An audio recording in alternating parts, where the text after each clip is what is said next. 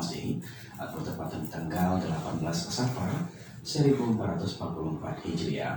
Tentunya kami hadir di kesempatan siang hari ini dalam rancangan talkshow bersama RSBK Batam, Rumah Sakit Budi Kemuliaan Batam. Di kesempatan siang hari ini, sebagaimana telah kita sampaikan bahwa kita akan membahas tentang waspada stroke mengintai usia muda. Stroke apa yang dimaksudkan? Apakah stroke belanja? Atau mungkin stroke belanja yang lain? Atau mungkin terkait kesehatan tentunya ya. Baik, di lingkungan kita, di kiri kanan kita sering kita temukan, bahkan mungkin bagian daripada keluarga kita ada yang terkena penyakit seperti ini ya. Dan ini bincang santai kita bersama Dr. Mugia Ramadan yang Masya Allah juga bersama Mbak Ria sebagai Kasubag Pelayanan RSBK Batam. Kita sapa beliau terlebih dahulu. Assalamualaikum dokter. Waalaikumsalam warahmatullahi wabarakatuh. Dokter Mugia Ramadan, sehat ya? Iya, alhamdulillah. Mudah banget dokter ya, Masya Allah ya. Sehat juga ya Pak Firman. Alhamdulillah, saya sehat dokter. Ini Masya Allah sama sekali ya.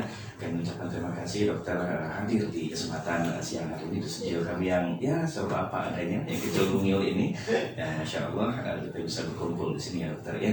Juga ada Mbak Ria, Kasubag Pelayanan RSBK Batam. Assalamualaikum Mbak Ria. Waalaikumsalam warahmatullahi wabarakatuh. Mbak sehat ya Mbak ya? Alhamdulillah. Rumah sakit harus sehat ya Mbak ya? Ya harus kita dulu yang sehat. Iya betul sekali. Nah, stroke ini kan dokter ya, kalau kita bincang mengenai stroke ini, saya juga ada keluarga yang terkena sakit seperti ini, tapi sudah berumur di atas 55 tahun ya dokternya. Tapi bincang kita di kesempatan kali ini waspada stroke mengintai usia muda. Dulu minta jangan dok ya, karena memang kan stroke ini juga ada yang bilang pola makan, pola hidup, ataupun mungkin ada hal lain yang menyebabkan sakit seperti ini dokter ya. Nah dokter, kalau misalkan kita ke dokter dulu ya Mbak Ria ya.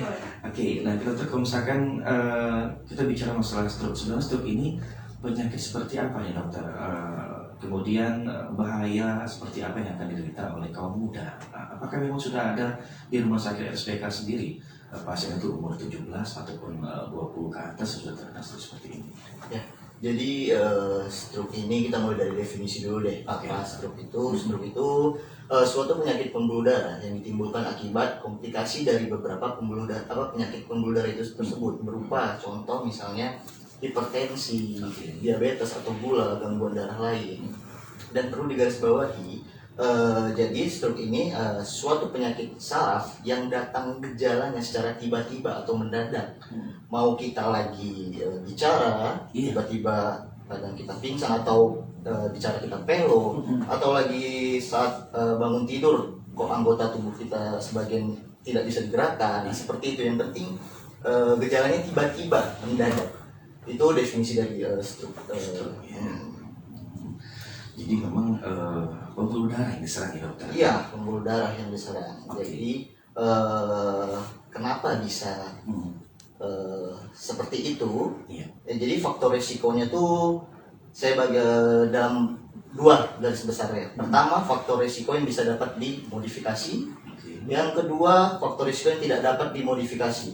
Yang tidak dapat dimodifikasi yaitu takdir ya. Yang pertama itu jenis kelamin. Kita kan nggak pernah tahu ya, kita nggak pernah bisa request mau dilahirkan dari laki-laki atau perempuan. Nah, dan sialnya lagi, laki-laki berpotensi lebih besar terkena stroke daripada perempuan. Dan yang kedua itu ada umur. Memang dalam faktor risiko ini umur yang lebih tua yang lebih rentan terkena stroke. Tapi dengan catatan muda juga bisa terkena stroke. Nanti bisa dijelaskan lebih lanjut. Kemudian faktor risiko yang bisa dimodifikasi. Contoh beberapa penyakit ya, hipertensi, gula atau diabetes, kolesterol, kemudian kelainan jantung lainnya. Kemudian lifestyle tersebut, lifestyle pola hidup kita harus perbaiki, contoh merokok. Kemudian obesitas atau kegemukan berat badan ya. Seperti itu, olahraga harus rutin. Itu yang bisa dirubah, yang kita bisa rubah seperti itu. Baik, Masya Allah dokter ya. Oke, kita belum mengundang terus dari telepon. Boleh kita terima dulu dokter ya terkait masalah stroke di kesempatan siang hari ini. Assalamualaikum, saya bersama RSBK Batam. Waalaikumsalam warahmatullahi wabarakatuh. Iya, Masya Allah. Cik Sulaiman, apa kabar? Sehat ya, Cik ya? Alhamdulillah sehat. Oke, ini telepon kita dari Singapura, dokter. Silakan nih, Cik Sulaiman. Kalau jika ada yang pertanyaan, langsung bersama dokter kita di kesempatan siang hari ini. Dokter Mugia Ramadan, silakan. Oke ya. Assalamualaikum dokter. Waalaikumsalam Pak. Oke, saya ada soalan dokter mengenai stroke. Macam mana kita nak hindari mengenai stroke dalam memikirkan aktiviti yang dihindari stroke, apakah dalam segi pemakanan ataupun kita harus bersenaman supaya kita menghindari stroke secara menghindarkan stroke datang ke badan kita doktor. Sebab saya ada dulu ada bermasalah tentang keluarga saya mengenai stroke, iaitu almarhum bapa saya yang itu mengenai stroke. Sebab macam mana kita nak menghindarkannya supaya apakah senaman-senaman yang bagus untuk kita untuk menghindari stroke ataupun dalam persegi pemakanan untuk dijaga. Itu saja doktor. Assalamualaikum warahmatullahi wabarakatuh. Waalaikumsalam warahmatullahi wabarakatuh. Sebetulnya pertanyaannya kan kita rentet kan di pertanyaan yang ada sebetulnya. Tapi dulu sudah bertanya, kita jelaskan dokter. Silakan dokter. Jadi makanan apa saja, mungkin kegiatan apa saja yang dilakukan mencegah stroke seperti ini, dokter. Baik, terima kasih, pertanyaan cukup bagus ya. Jadi yang seperti saya bilang tadi, ini tersinggung dalam faktor risiko yang bisa dimodifikasi. Contoh, hipertensi, gula, kolesterol itu kan bisa kita hindari lewat balik lagi ke pola hidup, lifestyle, pola makan. Contoh hipertensi, yang menyebabkan hipertensi kan satu dari segi makanan terlalu asin ya, kemudian sering begadang, itu kan menyebabkan hipertensi. Kemudian yang gula, ya hindarilah gula-gula yang berlebihan. Kadang anak-anak muda sekarang malah ya, pola hidupnya kalau saya lihat udah mulai agak kurang teratur. Contoh, ngopi aja sehari kadang bisa 3 kali ya, itu kan luar biasa. Emang masih muda, kalau cuma sebulan 2 bulan tidak dia terasa lah. Kalau misalnya beberapa tahun kan udah mulai nanti terasa, dicek gula udah mulai tinggi. Nah, kemudian kolesterol kita hindari juga, makanan-makanan yang berminyak ya, kemudian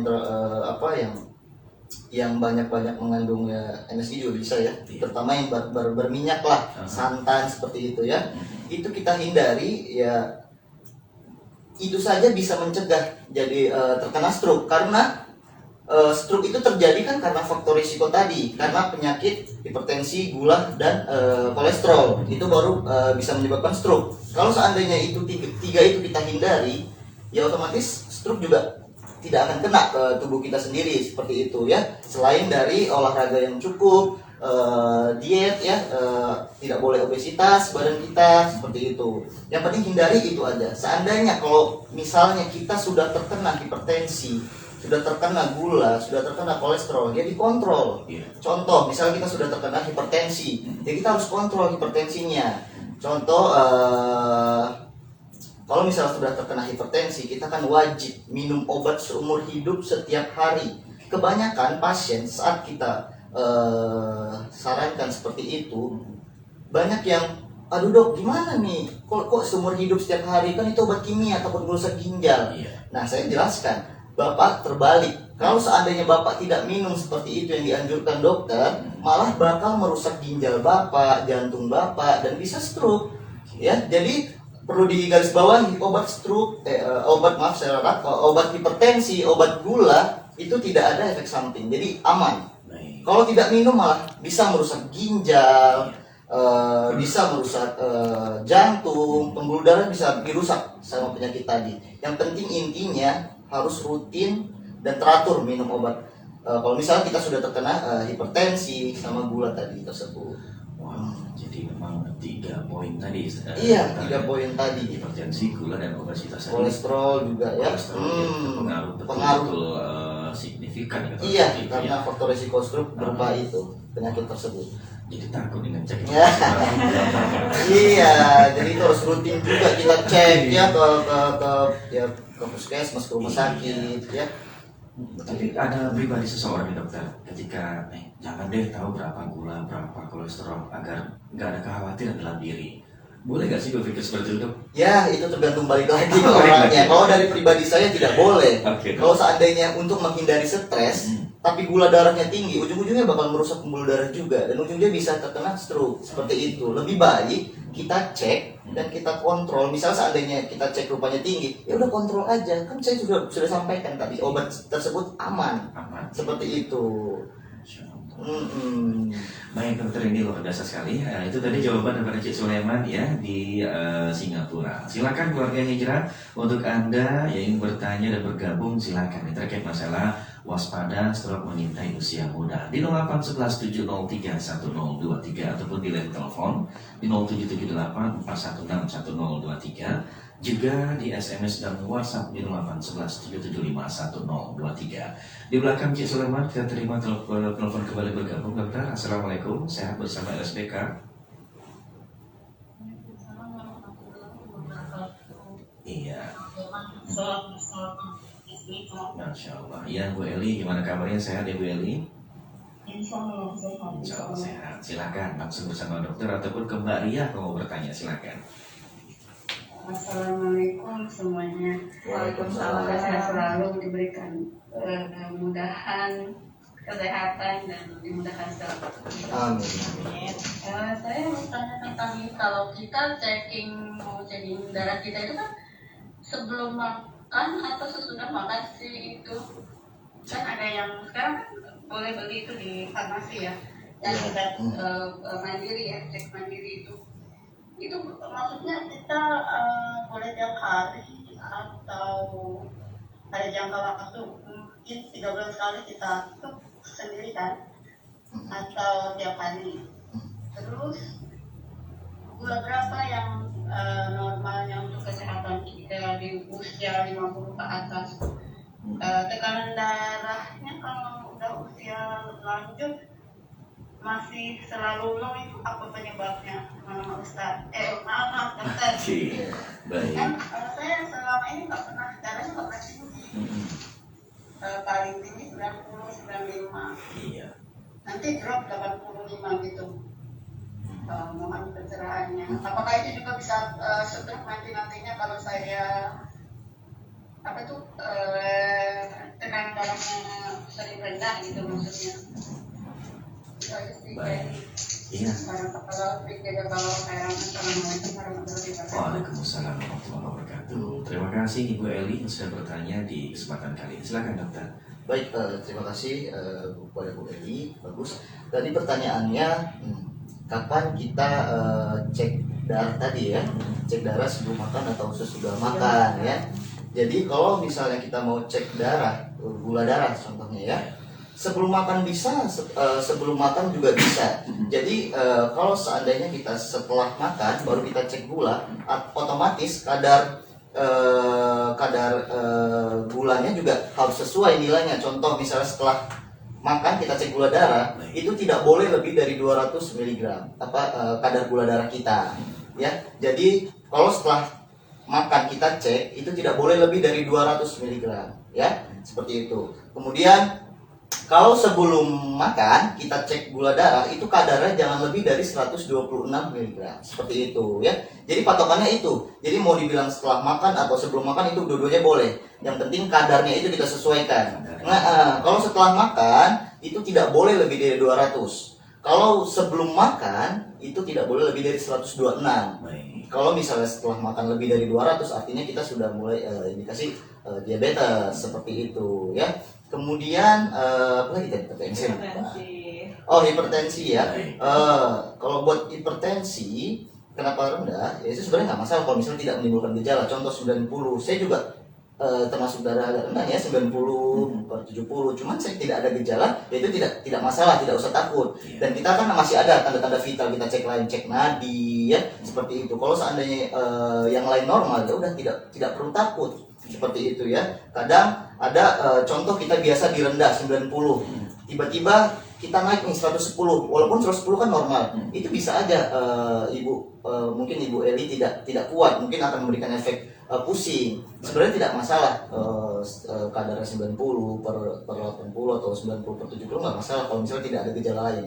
Yang perlu dikhawatirkan kalau misalnya darah rendah dan itu menimbul gejala sering pusing, sering lemas, nah itu baru kita harus cek ke dokter lebih lanjut biar kita teliti seperti itu. Dan untuk berapa bulan sekali tadi cek darah bulannya ya, mau sebulan sekali juga nggak masalah, lebih bagus ya, seperti itu. Contoh, misalnya saya sering sampaikan ke pasien saya, kalau misalnya kita udah umur 40-an, mulai rutin lah cek gula darah, hipertensi, kolesterol itu udah mulai rutin ya. Per 3 bulan sekali juga boleh. Seandainya kita pas ngecek dan kita terkena diabetes dan kita melakukan pengobatan nih, terapi, bulan depan kita cek lagi udah mulai ada penurunan atau enggak. Nah seperti itu. Kalau misalnya udah stabil gula darah kita per 3 bulan tuh nggak masalah. Ya, lagi-lagi balik ke pola hidup atau lifestyle tadi, dijaga lagi seperti itu. Baik, mending kita bakar aja dulu. Karena tadi dokter bilang berminyak, terutama dokter seperti itu. Santai. Baik, itu tadi jawaban dari dokter Mugia Ramadan untuk pertanyaan dari Bu Eli. Dan dokter mau izin kita ke Mbak Ria, boleh ya dokter? Boleh. Mbak Ria kan sebagai kasubag RSPK Pak Tani, Mbak ya. Ya. Nah, kalau boleh tahu nih Mbak, untuk fasilitas penyakit stroke di RSPK ini seperti apa Mbak? Apakah ada fasilitas khusus atau mungkin sama dengan pasien yang lainnya? Kalau untuk fasilitas semuanya sama. Sama Mbak ya? Iya. Adapun kalau tingkat perobatan daripada pasien untuk stroke ini bagaimana di rumah sakit di RSPK ini? Kalau untuk di rumah sakit RSPK kan otomatis kita kan rumah sakit tipe B ya. Rumah sakit biasa stroke ini kan pasiennya udah sangat berat sekali gitu. Jadi biasanya tuh kalau pasien-pasien stroke itu kita dapatnya dari rumah sakit rujukan seperti rumah sakit tipe C seperti itu. Baru nanti kita di tipe B-nya seperti RSPK seperti itu. Kemudian kalau misalkan ada dokter ya, Mbaknya juga orang tua yang jatuh di kamar mandi, ya, kayak seperti itu ya kisahnya ya, jatuh di kamar mandi kemudian katanya terbentur kepala di belakang gitu ya. Dan itu langsung ada yang langsung dibawa ke rumah sakit, ada yang mungkin di perawatan secara di rumah sendiri atau mandiri. Nah, ketika mendapatkan pasien seperti ini Mbak Ria, UGD ya namanya ya. Ini penanganan yang pertama apa yang dilakukan untuk pasien seperti ini? Yang pastinya kita pertolongan pertama dulu, gitu kita bantu dulu lah pasiennya gitu kan. Kadang kan ada orang mikir, masuk rumah sakit harus mintain BPJS dulu atau gimana. Tapi kalau untuk kemanusiaan kita di rumah sakit RSPK kita bantu dulu pasiennya, kita tangani dulu seperti itu. Selanjutnya indikasinya apa? Nah intinya kita tuh harus penanganan dulu, kita lihat nih jantungnya seperti apa gitu kan, gulanya seberapa gitu, kenapa dia bisa stroke, apakah benar-benar dia stroke atau ada indikasi lain gitu kan. Sebenarnya kalau masuk UGD gitu kan kita tidak tahu nih pasiennya apakah dia stroke atau dia jantung atau dia ada indikasi lain gitu. Intinya kita periksa dulu lah gitu. Intinya aware dulu ya Mbak. Iya benar. Karena kan khawatir nih, tiba di rumah sakit, nggak jadi balik lagi. Saya juga mau menambahkan dari pertanyaan Ibu tadi ada yang belum terjawab, baru ingat saya. Tadi ada nggak kalau misalnya umur 50-an itu hipertensi berapa normalnya? Sekarang tekanan darah tidak ada hubungannya dengan umur, mau tua mau muda, patokannya jangan lebih dari 140. Itu ya. 140 aja itu kita udah kena hipertensi grade 1.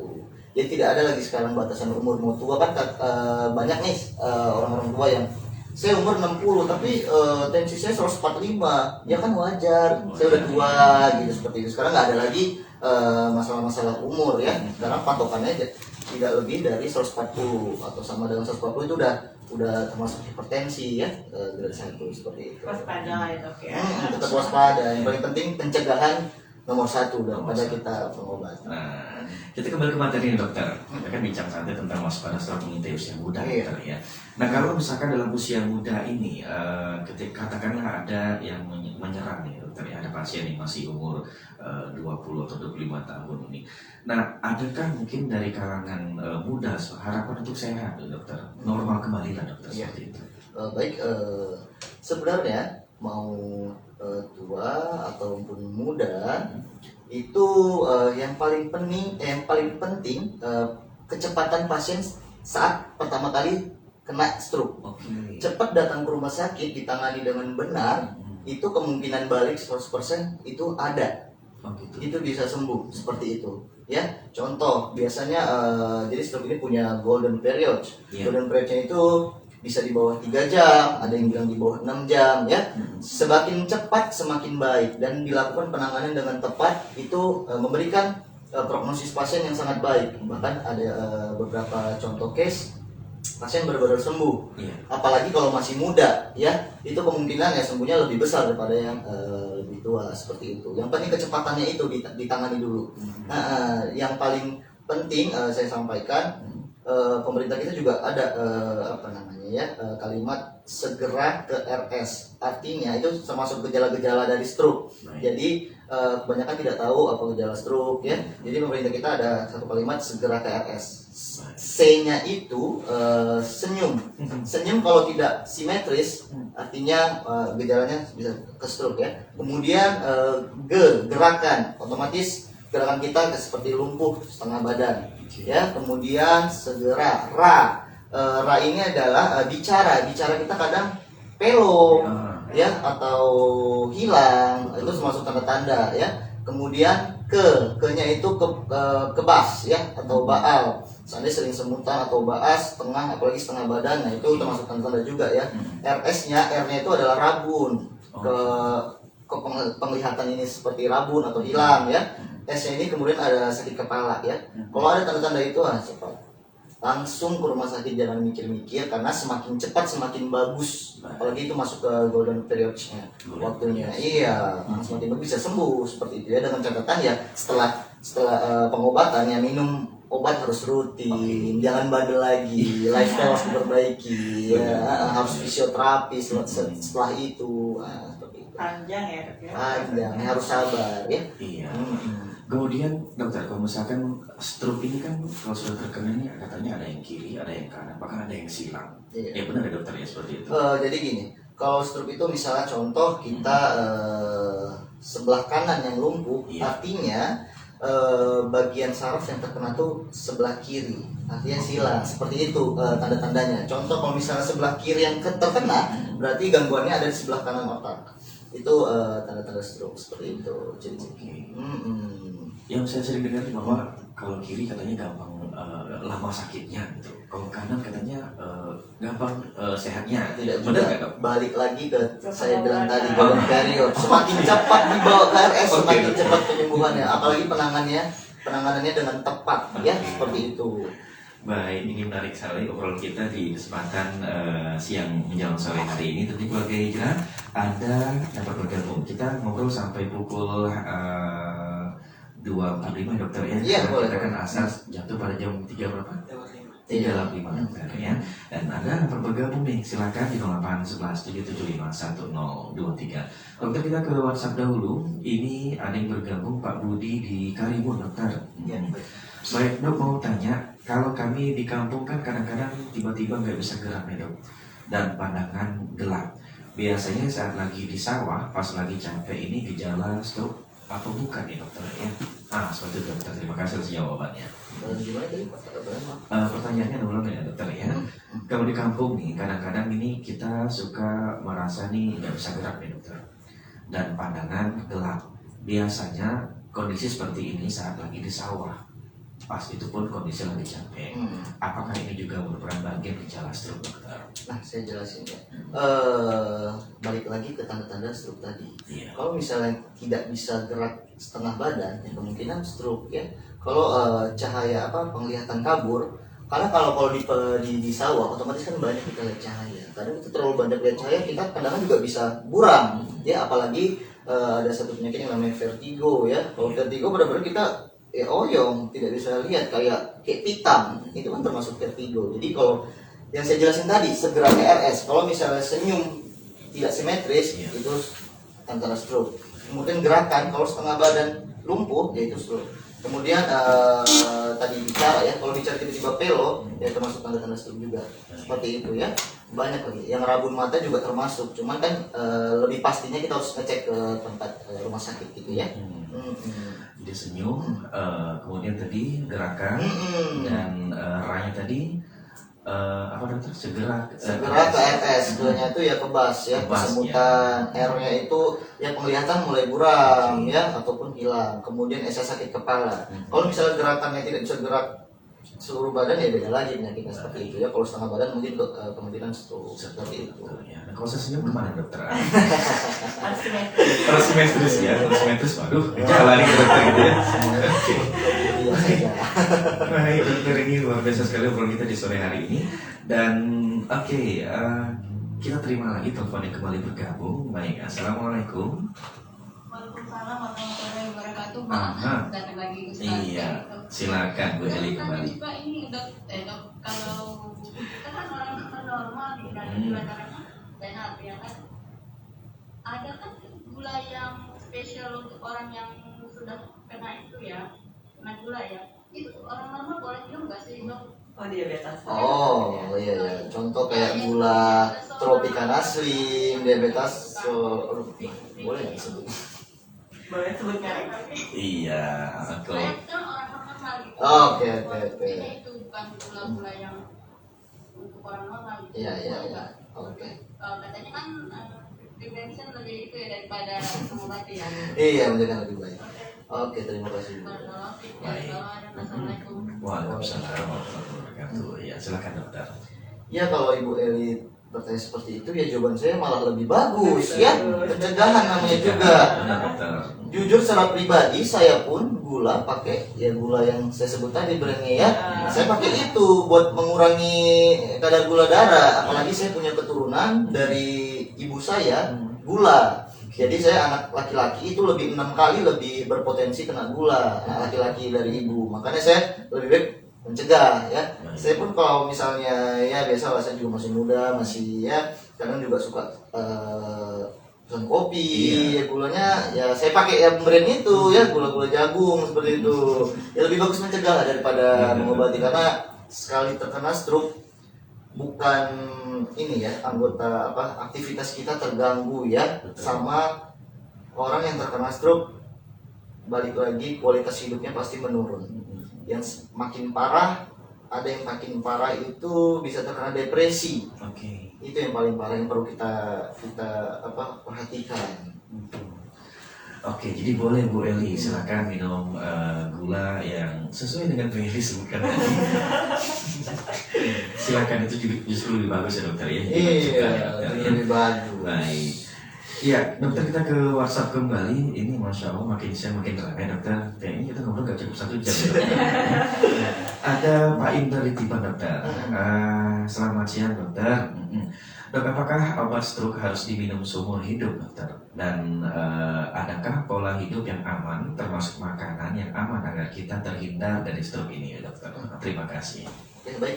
Balik lagi ya, obat stroke tergantung faktor resikonya.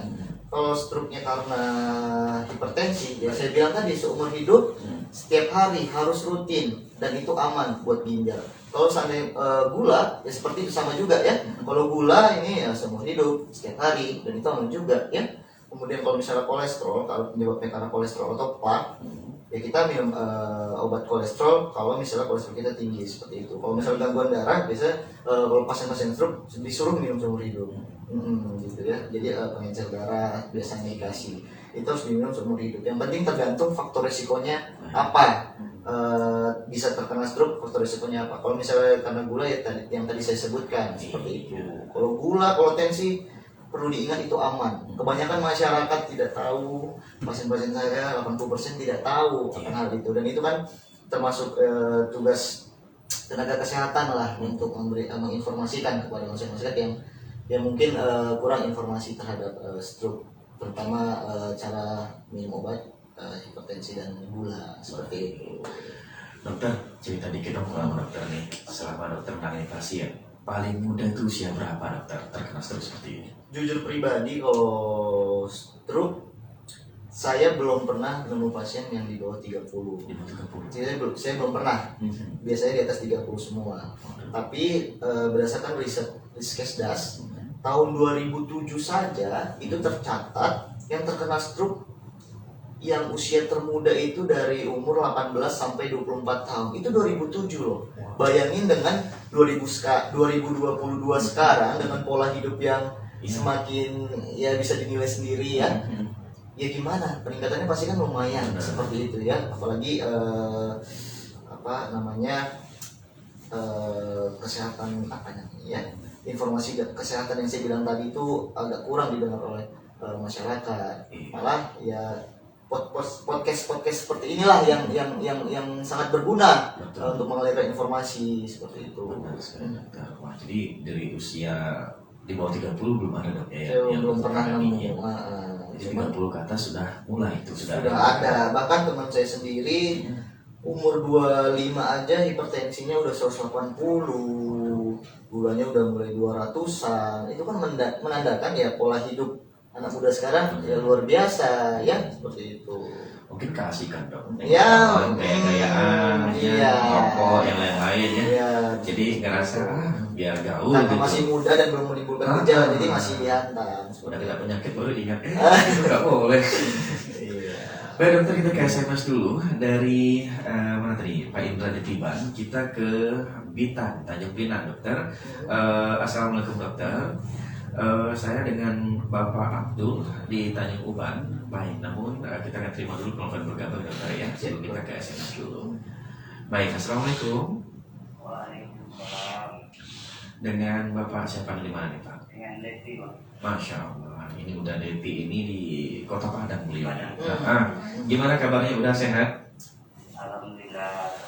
Sehat udah, karena kita tempat dokter nanti masuk rumah sakit. Baik, udah silakan pertanyaan, udah silakan. Jangan dokter. Siang Bapak.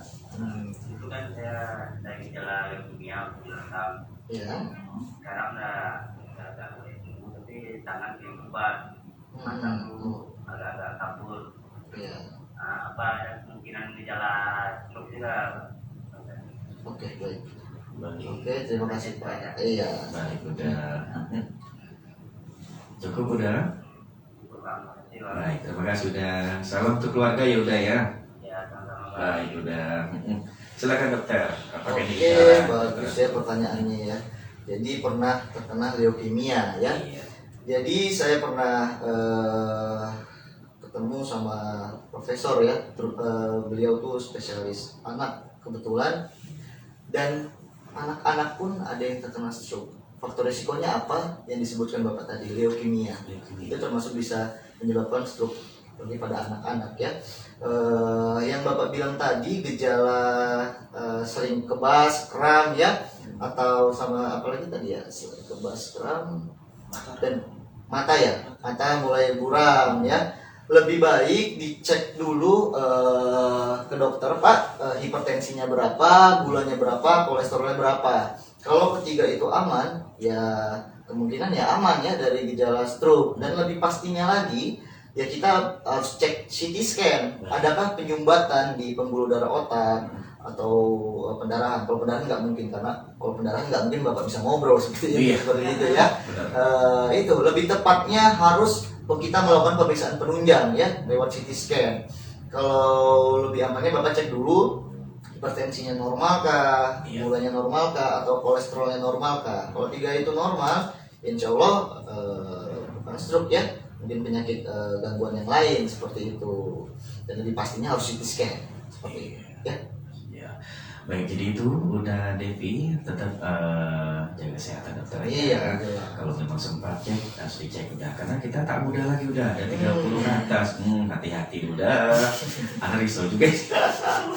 Baik, terima kasih dokter. Itu tadi jawaban dari dokter Mugia Ramadan dari pertanyaan udah Devi ya. Dok, kita lanjut ke SMS tadi ya dokter ya. Ini dari Pak Abdul di Tanjung Uban. Assalamualaikum warahmatullahi wabarakatuh dokter. Baik, baik. Adapun pertanyaan saya, apakah penyakit stroke ini penyakit keturunan dokter? Nah, mungkin ada orang tua yang kena stroke maksudnya gitu ya. Kemudian, apakah kita juga berpotensi akan stroke seperti itu dokter? Ya. Nah, ini bagaimana? Baik, benar ya. Mungkin juga mempengaruhi ya. Mungkin dalam lebih khususnya lagi mungkin bapak keturunannya mungkin ada gula, Iya. ada kolesterol, atau ada hipertensi. Balik lagi keturunan bapak itu kemarin kena stroke-nya karena apa? Iya. Faktor risikonya apa yang menyebabkan bapak terkena stroke? Contoh kalau misalnya bapak punya riwayat hipertensi keluarga, berarti kan mungkin faktor risikonya karena hipertensi. Balik lagi seperti itu. Kalau dibilang karena gen, ya emang benar karena genetik mempengaruhi ya. Itu faktor risiko yang tidak bisa dimodifikasi. Yang saya bilang tadi, selain jenis kelamin sama umur. Seperti itu ya dokter ya. Iya. Jadi bisa terindikasi. Bisa, makanya harus cari tahu dulu keturunannya apa. Entah ada keturunan hipertensi, entah ada keturunan gula, ataupun kolesterol dan lain-lain. Baik, terima kasih dokter. Itu tadi jawaban daripada dokter untuk pertanyaan ada Pak Abdul di Bintan, Tanjung Pinang. Nah, kita kembali lagi nih dokter ya. Mbak Ria, kalau kita ngobrol masalah rumah sakit nih Mbak, ada nggak sih program-program selanjutnya nih Mbak? Atau mungkin ada program khusus untuk para pasien stroke dokter ya? Bisa ya dokter ya? Karena banyak dong ini rumah apa maksudnya di lingkungan kita dokter, orang tua, entah paman kita atau ibu kita bahkan yang kasihan lihatnya itu dok ya, karena kita lihat ketika beliau ini lagi sehat semangat masak untuk kita, semangat ngurusin kita, bahkan sering memberikan nasihat begitu beliau sakit begitu ya Allah obat apa yang harus diberikan. Nah mungkin Mbak ada program khusus nggak Mbak untuk penyakit seperti ini untuk yang sudah kematang? Kalau untuk program khusus sepertinya kita tidak ada, hanya saja mungkin kita berikan pelayanan yang terbaik, terus yang tepat seperti itu. Pasiennya sembuh. Lebihnya kita perbanyak edukasi mungkin ya ke pasien ataupun mungkin ke masyarakat. Terkadang kan apalagi yang udah tua-tua nih pada takut semuanya pergi ke rumah sakit kan. Jadi paling kita edukasi, sampaikan ke pasien, lebihnya seperti itu. Jadi kita nggak mesti harus sakit, benar-benar sakit harus ke rumah sakit. Nah jadi kalau misalkan di masa yang seperti 40 tahun ke atas mungkin kita boleh cek lah tidak pun di rumah sakit, ya kita bisa cek di klinik atau di puskesmas seperti itu, buat waspada aja.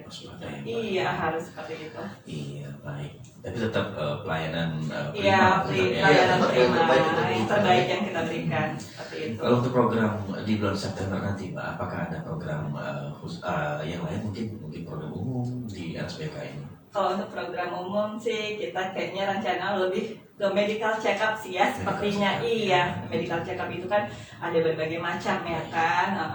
Di situ kan ada pemeriksaan ya yang paling umum pasti hipertensi dulu gitu kan. Nah nanti kan ada program untuk pengecekan gula darah, kolesterol, asam urat, bahkan kita untuk pengecekan jantung, EKG seperti itu. Mungkin itu salah satunya untuk program mencegah stroke gitu.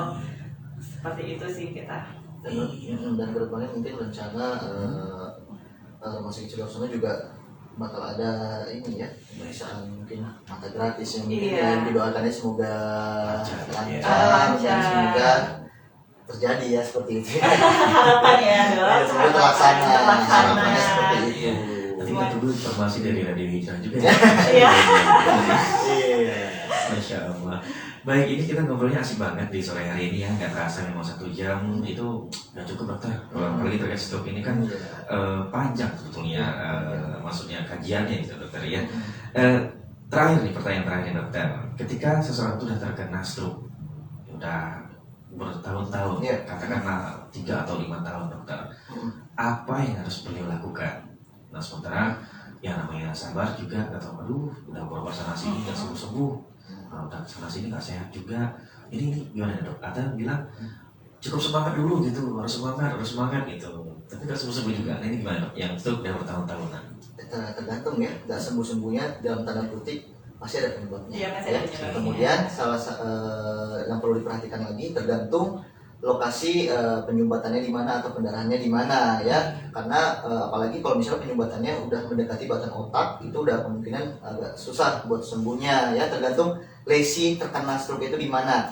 Kemudian balik lagi ke golden period, apabila mungkin kalau misalnya dia baru saja terkena stroke dan cepat dilarikan ke rumah sakit yang saya bilang tadi di bawah 3 jam atau di bawah 6 jam, ya mungkin kesembuhannya lebih maksimal ya, atau mungkin bisa 100% kalau misalnya itu cuma sumbatan biasa ya.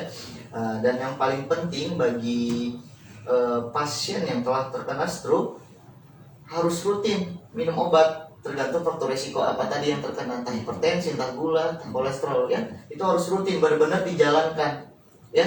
Ada orang yang stroke pertama telah terkena, kemudian udah mulai sembuh nih, udah fisioterapi, udah bisa jalan, bandel lagi, lupa kan udah sehat nih, kadang lupa minum obat, akhirnya terjadi stroke kedua. Stroke itu bisa berulang. Oh gitu. Nah, stroke itu bisa berulang, bisa 2, 3, 4, 5 kali. Dan perlu digarisbawahi, stroke yang berulang itu lebih berbahaya ya, lebih prognosisnya lebih jelek, sembuhnya juga lebih susah. Makanya kalau misalnya ya udah terkena stroke dan udah mulai baikan, ya mohon dijaga, harus teratur. Dan pasien stroke juga saya perlu nasihatin juga ya bagi keluarga pasien yang terkena stroke. Dukungan keluarga itu nomor 1, paling penting. Mental dukungan keluarga harus penting ya. Bahkan support itu nomor 1, karena pasien stroke yang awalnya mungkin dia beraktivitas bekerja, tiba-tiba karena stroke jadi aktivitasnya berkurang 50% ke bawah, otomatis kan ada yang psikologisnya pasti terganggu. Ya, yang saya bilang tadi, kualitas hidupnya pasti menurun. Ya, suasana juga pasti menurun. Kemudian yang paling parah ada yang sampai depresi. Kalau depresi ya harus kita obati cepat. Bahkan bukan hanya pasien stroke sendiri yang kualitas hidupnya atau terkena psikologi ya. Kadang kalau misalnya suaminya terkena stroke, istrinya pun bisa kena masalah psikologi juga.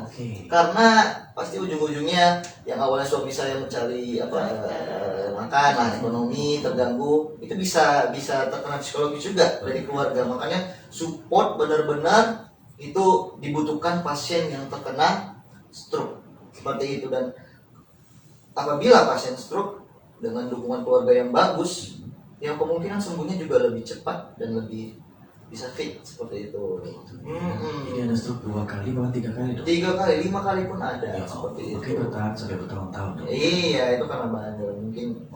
Ya itu harus rutin ya. Yang informasi harus dikontrol, terkontrol pokoknya. Karena stroke yang udah kedua 3 kali itu udah pasti posisinya jelek ya. Lebih parah lah ya. Yang awalnya mungkin karena hanya sumbatan, yang kedua mungkin bisa pecah pembuluh darah. Kalau udah bisa pecah ya udah tidak sebagus yang sumbatan pertama kali tadi seperti itu. Wah, ini kembali pertanyaan terakhir nih dok, terakhir terus nih kata dok. Dok, terakhir singkat aja dok ya, daripada Cik Sulaiman lagi bertanya. Dokter, kalau kita terkena stroke pada diri kita, bolehkah kita berobat juga secara tradisional dokter? Selain dari dokter itu. Oke, baik. Kalau seandainya secara tradisionalnya apa dulu? Karena saya di medis, ya saya menjalankan medis. Ada orang pernah pasien yang sudah terkena stroke, konsumsi obat medis juga, konsumsi obat herbal tradisional juga. Nah kan kita tidak tahu efek samping kalau obat kimia dan obat herbal digabungin, kan tidak tahu. Malah bisa makin parah, menjadi racun buat ginjal. Kita kan tidak tahu seperti itu. Makanya saya balik lagi ke pasien. Itu kan tetap hak pasien ya, cuman kita menyarankan dari medis ya sesuai alur medis seperti itu, dan itu ya tergantung hak pasien. Kalau digabungkan ya kita tidak tahu reaksinya apa, bisa makin parah atau gimana kita tidak tahu seperti itu. Solar masuk, bensin masuk, apa akibatnya ngajin seperti itu, kita tidak tahu. Baik dok. Iya, masya Allah. Baik dokter, terima kasih. Itu tadi pertanyaan terakhir dari Pak Cik Sulaiman di Singapura yang sudah bergabung ya. Dokter, mungkin ada sedikit penutup dari dokter nih untuk program kita di siang hari ini. Silakan dokter. Oke, baik. Jadi saya perlu garis bawahi, stroke itu sebenarnya bisa dicegah ya.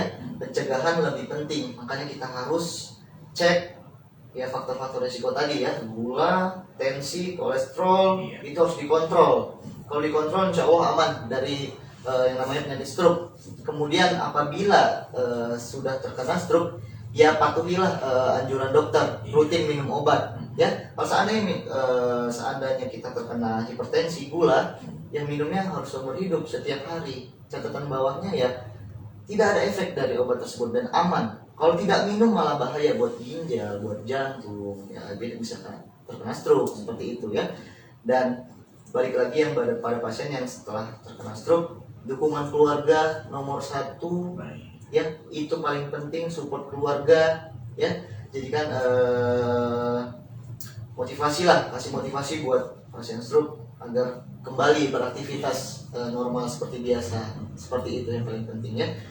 Ya saya yang paling garis bawahi seperti itu deh, hipertensi, gula, minum sumber hidup tidak ada efek ke ginjal ya. Malah kalau tidak minum itu bahaya. Itu yang perlu disampaikan pada masyarakat atau pasien ya, karena banyak banget pasien yang tidak tahu hal itu. Itu lumayan yang penting sih. Iya, minimal 3 bulan sekali dokter ya. Ya, pengecekan 3 bulan sekali. Baik, terima kasih Dokter Mugia Ramadan yang sudah hadir di kesempatan sore hari ini. Mbak Ria, silakan Mbak, mungkin ada yang mau sampaikan sebagai closing nih Mbak, silakan. Oke, kalau dari saya sih jangan nunggu sakit harus ke rumah sakit seperti itu, karena sehat itu mahal. Udah itu aja. Tambahan dari saya, sukses selalu. Sukses selalu. Terima kasih dokter, Mbak Ria sudah hadir ya. Insya Allah semoga menggunakan bisa kumpul bareng lagi. Kita ngobrol-ngobrol lagi terkait masalah stroke. Mudah-mudahan kita tidak terkena stroke. Ini khawatir aja dokter ya. Jadi pola hidup tadi yang harus dijaga, yang diperhatikan. Apalagi kalau muda ini, jangan kasihkan ikut gayaan ya, biar dibilang gak gaul gitu ya. Maka kena penyakit baru sadar. Tuh baik. Terima kasih dokter, Dokter Mugia Ramadan dan Mbak Ria selaku Kasubag pelayanan di RSPK Batam, dan juga mengucapkan apresiasi tinggi sekali kepada jazakumullah khairan kepada yang sudah bertanya. Ada C. Sulaiman di Singapura, Bu Eli di Singapura, Uda Devi di Kota Padang, juga ada Pak Indra di Tiban, Pak Abdul di Bintan, juga ada Pak Budi di Karimun. Semoga apa yang disampaikan dokter tadi ya terkait masalah stroke dapat menambah wawasan kita dokter ya. Mengedukasi seluruh pendengar Hijrah Radio dimanapun juga berada. Terima kasih untuk segala perhatian Anda. Sampai ketemu di program selanjutnya. Ana Firman pamit undur diri. Subhanakallahumma wa bihamdika asyhadu an la ilaha illa anta astaghfiruka wa atubu ilaik. Assalamualaikum warahmatullahi wabarakatuh.